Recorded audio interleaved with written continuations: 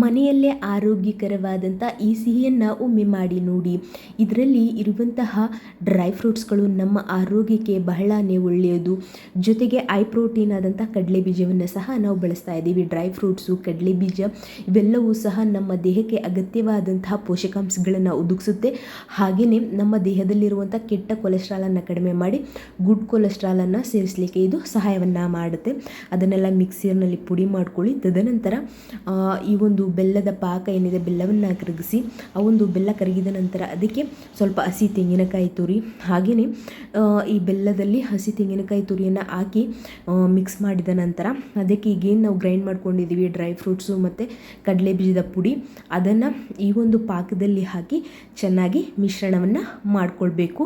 ಅದು ಸ್ವಲ್ಪ ಗಟ್ಟಿಯಾದ ನಂತರ ಅದನ್ನು ಒಂದು ಪೇಪರ್ ಅಥವಾ ಪ್ಲೇಟ್ ಮೇಲೆ ಅದನ್ನು ಟ್ರಾನ್ಸ್ಫರ್ ಮಾಡಿಕೊಂಡು ನಿಮಗೆ ಬೇಕಾದಂತಹ ಆಕಾರದಲ್ಲಿ ಕಟ್ ಮಾಡಿ ಸೇವನೆಯನ್ನು ಮಾಡೋದ್ರಿಂದ ಆರೋಗ್ಯಕ್ಕೂ ಒಳ್ಳೆಯದು, ಹಾಗೆಯೇ ನಿಮಗೂ ಸಹ ಖುಷಿಯಾಗುತ್ತೆ. ಮತ್ತಷ್ಟು ಇಂತಹದೇ ವಿಶೇಷವಾದಂತಹ ಈಸಿ ರೆಸಿಪಿಗಳಿಗೆ ನಮ್ಮ ಚಾನಲನ್ನು ಫಾಲೋ ಅಪ್ ಮಾಡಿ.